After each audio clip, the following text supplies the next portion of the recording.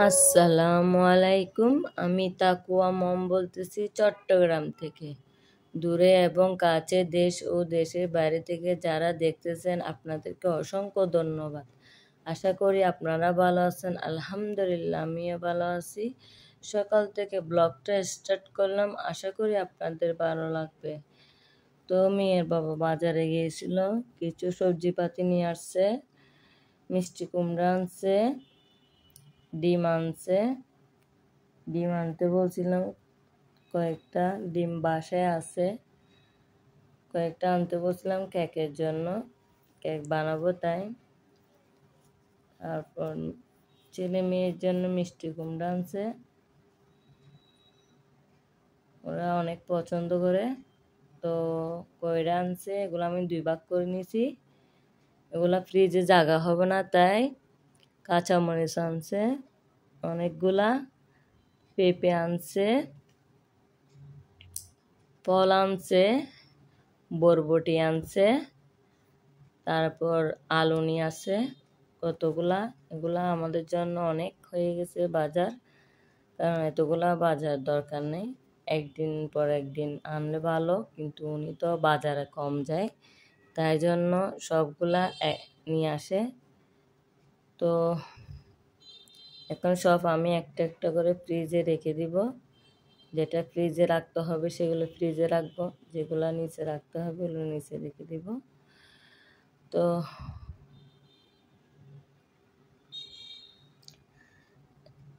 এখন সব গুছিয়ে রেখে দিচ্ছি। তো এখন আমি হালিমের জন্য তেল দিছি, হালিম রান্না করব। এগুলো গুছানোর পর আমি হালিম রান্না করতেছি। তো বেঁচে যাওয়া তেলগুলো দিচ্ছি। আগে প্রয়োজন নাস্তা বানাইছিলাম, ট্রাই করছিলাম, এগুলা তেলগুলো বেঁচে গেছিলো, তো এগুলো আমি দিয়ে দিচ্ছি। হালিমের জন্য পরিমাণ মতো দিয়ে দিচ্ছি। এখন আমি পেঁয়াজ বেরেস্তা করব তাই।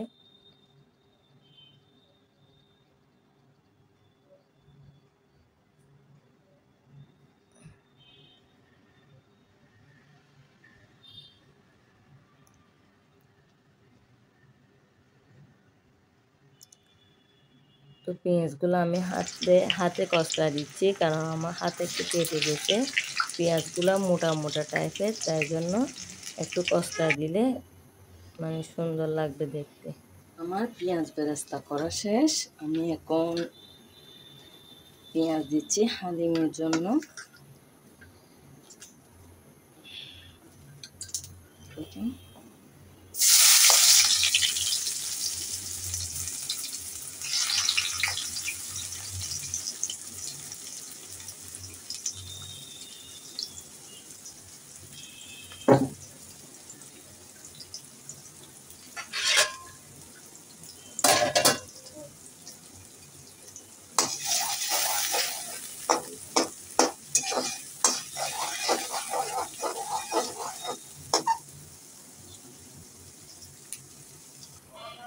আমি এখন আদা রসুন পেস্ট দিচ্ছি।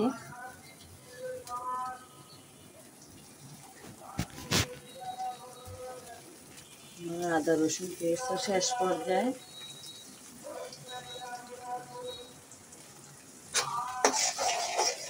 পেঁয়াজ কষানো শেষ, একটু লালচে বাদামি হয়ে আসলে আদা রসুন পেস্ট দিয়ে দিই।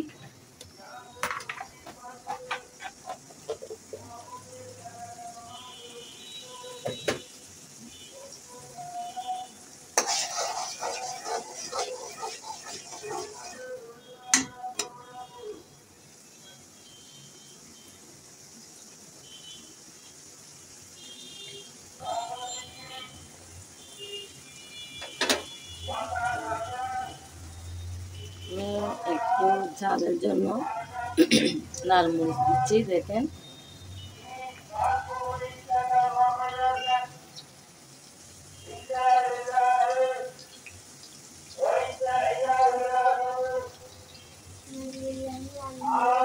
এখানে প্যাকেটে সব দেওয়া থাকে, তারপরে আমি একটু দিচ্ছি।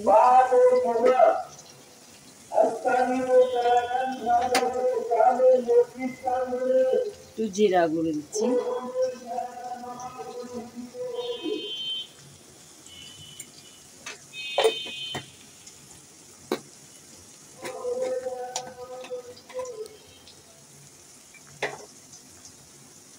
এখানে প্যাকেটের মশলা দিই নাই।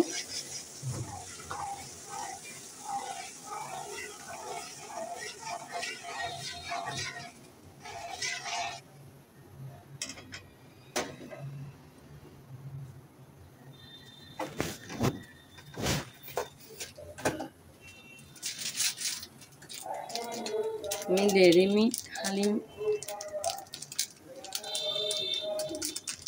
রান্না করতেছি। রাঁধুনি, আমার থেকে রাঁধুনিটা ভালো লাগে। ফ্রেঞ্চ কোম্পানি আমি তেমন পছন্দ করি না, এটা আমার থেকে ভালো লাগে না রান্না করলে। আমি রাঁধুনিটা ইউজ করি।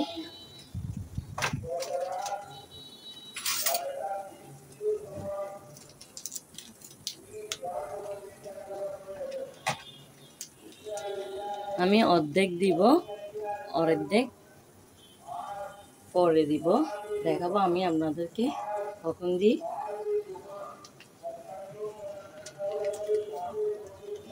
একটুখানি রেখে দিছি, সামান্য পরিমাণ, তেমন বেশি না।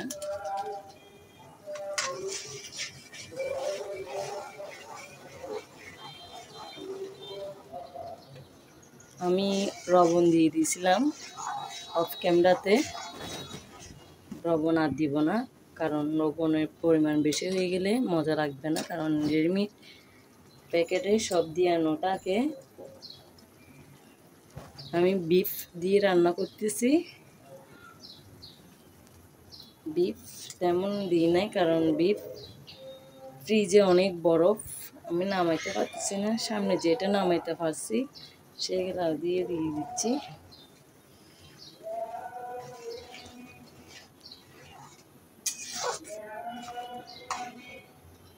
দেখেন আমি এগুলো কষা নেওয়ার পর তারপর হালিম সিদ্ধ করানো হয়ে গেছে। ডালগুলা দেখেন আমি এগুলা সকাল সকাল সিদ্ধ করে নিয়েছি ঘুম থেকে উঠে। তারপর এগুলা এটার উপর ঢেলে দিব।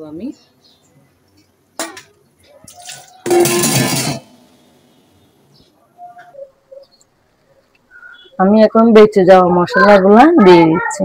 দেখেন একটু সিদ্ধ হয়ে আসছে মাংসগুলা, তাড়াতাড়ি করতেছি, নাস্তার টাইম পার হয়ে যাচ্ছে, তাই দিয়ে দিচ্ছি। দেখেন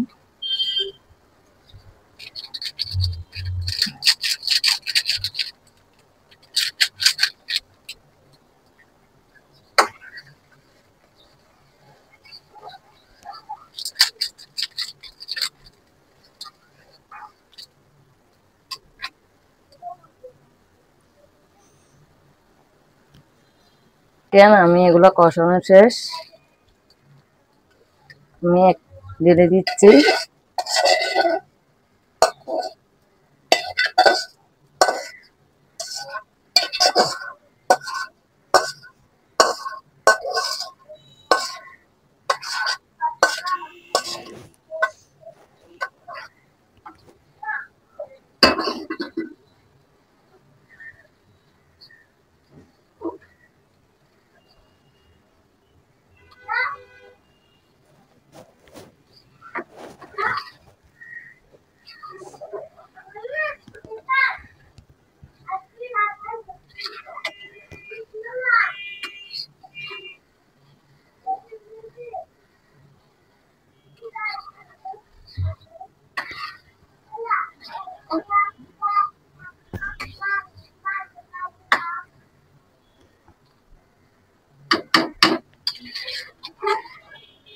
বন্ধ হইল।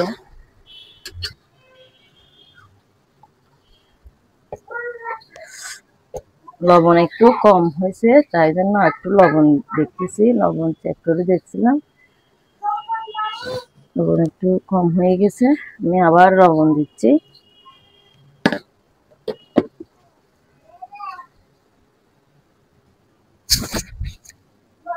তেল একটু কম কম লাগতেছে, তো আর একটু তেল দিচ্ছি। দেখেন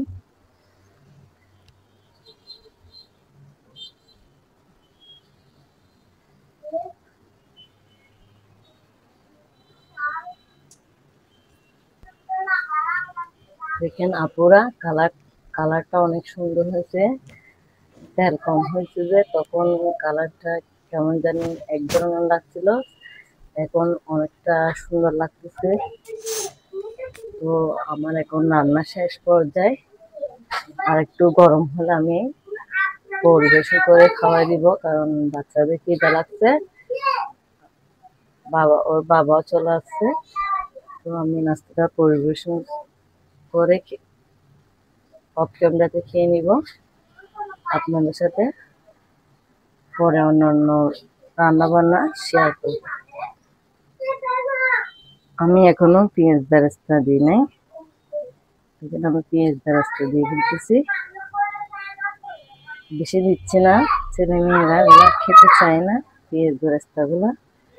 বাসার জন্য রান্না করতেছি তো ওরা।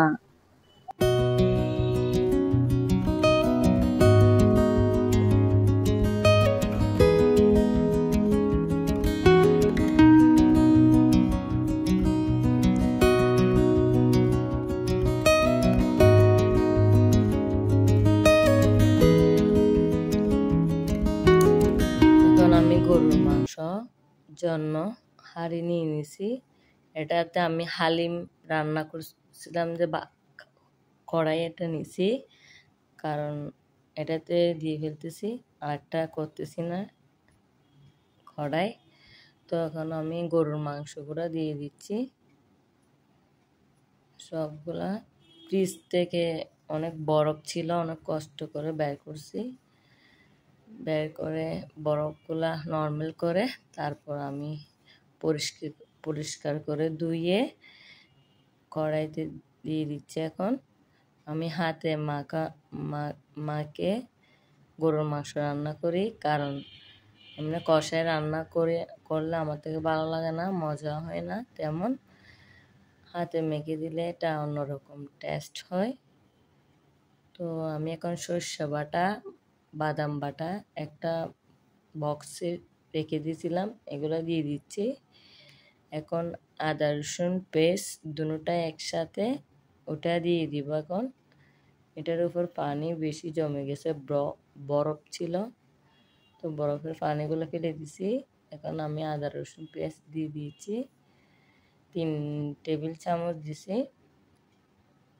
গরুর মাংসটা একটু বেশি করে দিতে হয়, কারণ নাহলে গরুর মাংস সিদ্ধ হয় না। তো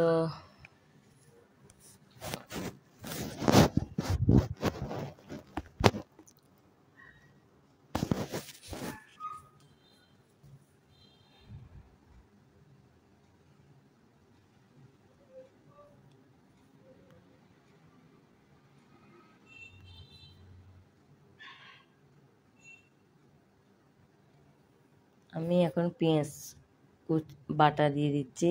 কিছু কালকে ছিল, এগুলা ফ্রিজে রাখছিলাম, পানি বের হয়ে গেছে, তো এগুলা দিয়ে দিচ্ছি।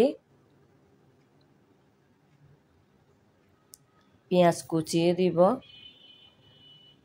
আর দারুচিনি, তেজপাতা, এলাচি, রং এগুলা ধুয়ে দিয়ে দিচ্ছি, সবগুলো একসাথে নিছি। তো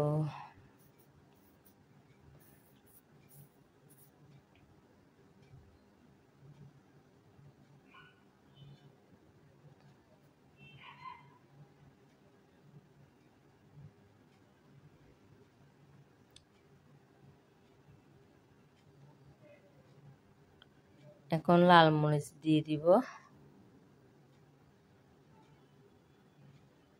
আমার লাল মরিচগুলা বেশি দিলে ঝাল হয়ে যায়, এগুলো অনেক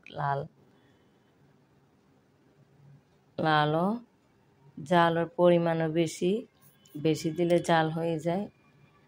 তো আমাদের পরিবারে তো ঝাল, ছেলে মেয়ে ওর বাবা ঝাল কম খায়, আমি খেতে পারি, তো আমার জন্য তো হবে না, ওদের জন্য চিন্তা করতে হবে, তো আমি একটু কমাই দিছি।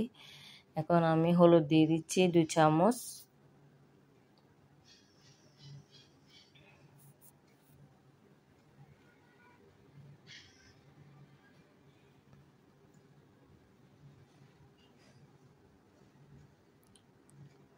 ধনিয়ার গুঁড়ি দিয়ে দেব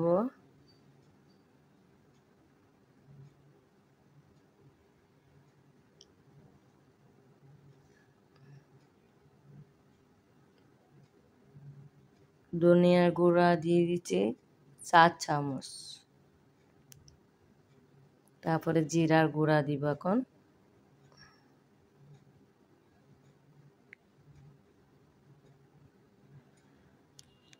আপুরা, আমার ব্লগটা ভালো লাগলে আপনারা লাইক করবেন, কমেন্ট করবেন, শেয়ার করবেন এবং সাবস্ক্রাইব করে দিবেন।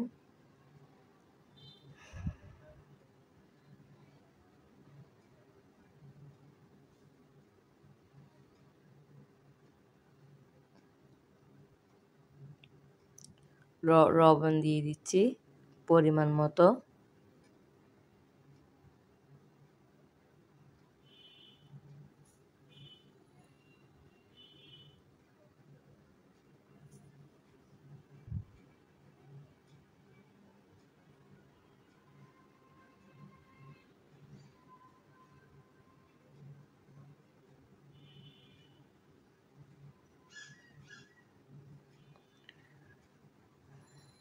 এই কড়াই থেকে আমি তেল দেওয়ার কারণ হচ্ছে আমি এর আগের দিন নাস্তা ফ্রাই করছিলাম, তো তেলগুলা দ্বিতীয়বার অ্যাসিড হয়ে যাবে, তাই জন্য আমি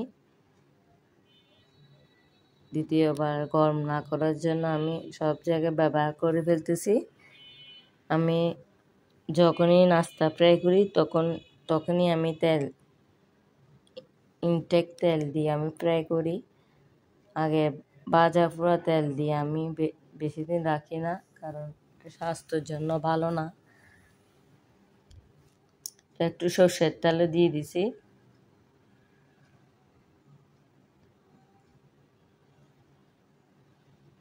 সেন্টের জন্য। তো পেঁয়াজ কুচি দিতে আমি ভুলে গিয়েছিলাম, সবার শেষে পেঁয়াজ কুচি দিয়ে দিচ্ছি।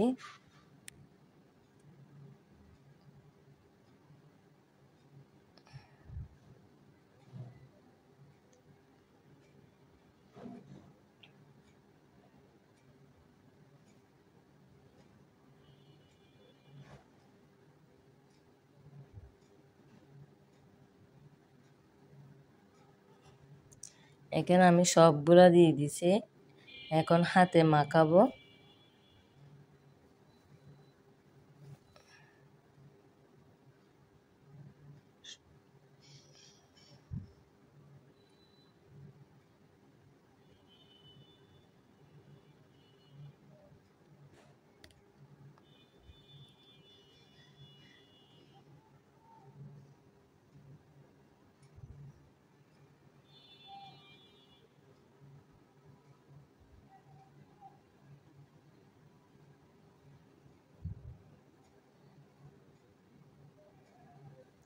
দেখেন আপুরা, এখন কি সুন্দর কালার হয়েছে, অনেক সুন্দর লাগতেছে।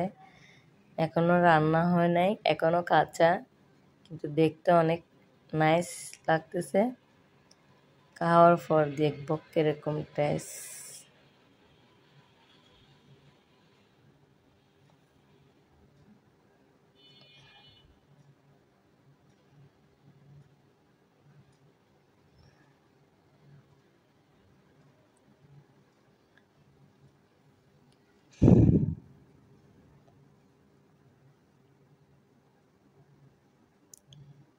আসলে যাই বলেন না কেন, কষানোর থেকেও হাতে মাখা গরুর মাংস অনেক ভালো লাগে, অনেক টেস্ট হয়।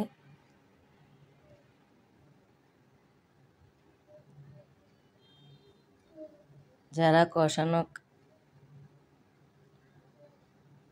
এখন আমি ফুলও রান্না করব, কারণ গরুর মাংস রান্না করব, তারপর ভাত খাওয়ার পর চিকেন রান্না করব। তো ফুলও না হলে কি চলে, তো আমি চিন্তা করতেছি যে আজকে ফুলও রান্না করে ফেলি।